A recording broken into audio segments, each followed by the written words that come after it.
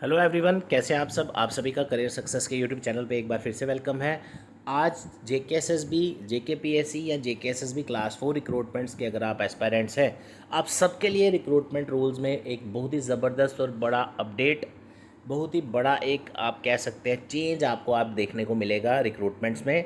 ये जो तीनों लिंक्स आप देख रहे हैं ये जेकेजीएडी की वेबसाइट पे अवेलेबल है, वहाँ से आप इसको डाउनलोड कर सकते हैं।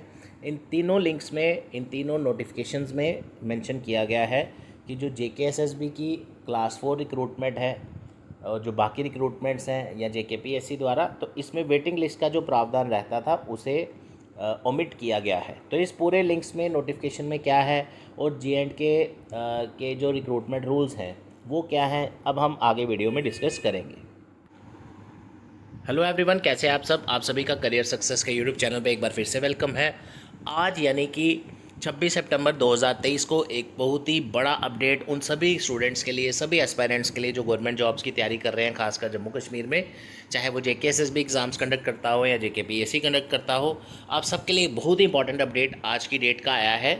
वो ये कि आप सभी के जो भी रिक्रूटमेंट्स होंगी, अभी आज की डेट का ये नोटिफिकेशन है तो इसमें पिछले रिक्रूटमेंट्स का या अपकमिंग रिक्रूटमेंट्स का कोई क्लैरिटी नहीं है। बट आज जो अपडेट आया है उसमें ये पता चला है कि जो आपकी वेटिंग लिस्ट बनाई जाती थी रिक्रूटमेंट का एग्ज़ाम कंडक्ट करने के बाद, जो सिलेक्शन लिस्ट आती थी उसके बाद एक वेटिंग लिस्ट भी अनाउंस की जाती थी। तो वेटिंग लिस्ट का जो प्रावधान है वो ओमिट कर दिया गया है, स्क्रैप कर दिया गया है। जो हमारे रिक्रूटमेंट रूल्स हैं जम्मू एंड कश्मीर के, आप अपनी स्क्रीन पर देख सकते हैं। काफ़ी सारे बच्चे अभी कॉल कर रहे थे कि सर ये जो नया अपडेट आया है ये क्या चीज़ है, क्योंकि आप में से बड़े कम बच्चे होंगे जिन्होंने पूरा रिक्रूटमेंट रूल्स का जो पीडीएफ है वो पढ़ा होगा, जिसका नाम है Jammu and Kashmir civil services decentralisation and recruitment act 2010, जो मैंने आपके सामने खोला है। अब ये पूरा 13-14 पेज का नोटिफिकेशन नहीं मैं पढ़ने वाला, लेकिन इसमें बताया जाता है कि कोई एक रिक्रूटमेंट कैसे कंप्लीट होगी, उसमें कैसे कैसे पोस्टें निकलेंगी, क्या होगा क्या नहीं होगा। सीधा चलते हैं अपने पॉइंट नंबर 14 पे, जिसके बारे में हम ये वीडियो आपसे शेयर कर रहे हैं।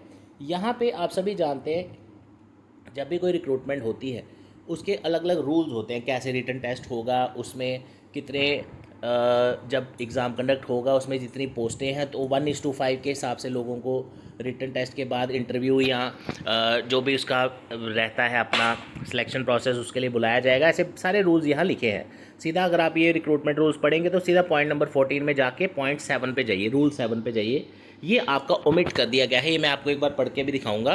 Concern selection committee of the board shall also draw a waiting list of 25% of the total vacancies number of selected candidates and forward the same to the board. यानी कि जो भी रिक्रूटमेंट हुआ करती थी उसमें 25% बच्चों का सिलेक्शन जो है वो वेटिंग लिस्ट में रखा जाता था, ताकि अगर जो सिलेक्टेड बच्चे हैं वो अगर उसमें से कोई छोड़ेगा तो उसकी जगह नेक्स्ट जो हायर इन मेरिट था उसको रखा जाता था।